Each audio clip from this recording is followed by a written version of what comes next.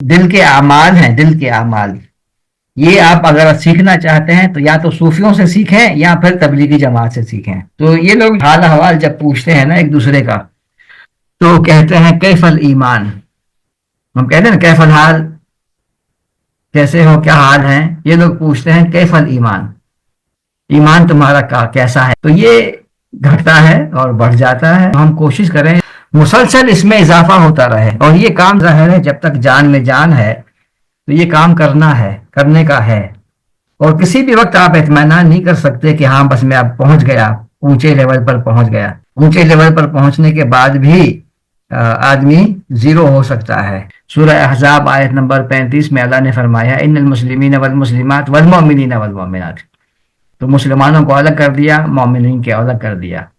اللہ کے رسول صلی اللہ علیہ وسلم نے ایک مرتبہ عطیہ دیا، کچھ لوگوں کو عطیہ دیا، اور حضرت سعد رضی اللہ تعالیٰ عنہ اس مجلس میں موجود تھے۔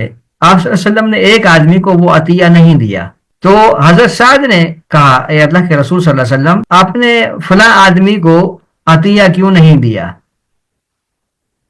آپ نے فلاں آدمی کو عطیہ نہیں دیا۔ الفاظ ہیں فواللہ انی لأراہ مؤمنا، حضرت سعد کہتے ہیں اللہ کی قسم میں اس کو مومن دیکھتا ہوں۔ تو آپ صلی اللہ علیہ وسلم نے فرمایا او مسلمہ، یا پھر وہ مسلمان ہے۔ حضرت سعد کہتے ہیں میں اس کو مومن دیکھتا ہوں، آپ صلی اللہ علیہ وسلم فرماتے ہیں یا پھر وہ مسلمان ہے۔ تو یہاں پر اللہ کے رسول صلی اللہ علیہ وسلم نے اس آدمی کو مسلمان قرار دیا ہے، یعنی کہ سعد کی بات سے اتفاق نہیں کیا۔ آپ صلی اللہ علیہ وسلم نے فرمایا کہ انسان کے جسم کے اندر ایک لوتھڑا ہے، اگر وہ ٹھیک ہو جائے تو پورا جسم ٹھیک ہو جائے گا، اور وہ دل ہے۔ تو یہ ایمانیات کا تعلق دل سے ہے۔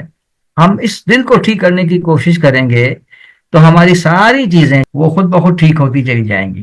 ہمارے ساتھ جڑے رہنے کے لیے ہمارا چینل سبسکرائب کریں۔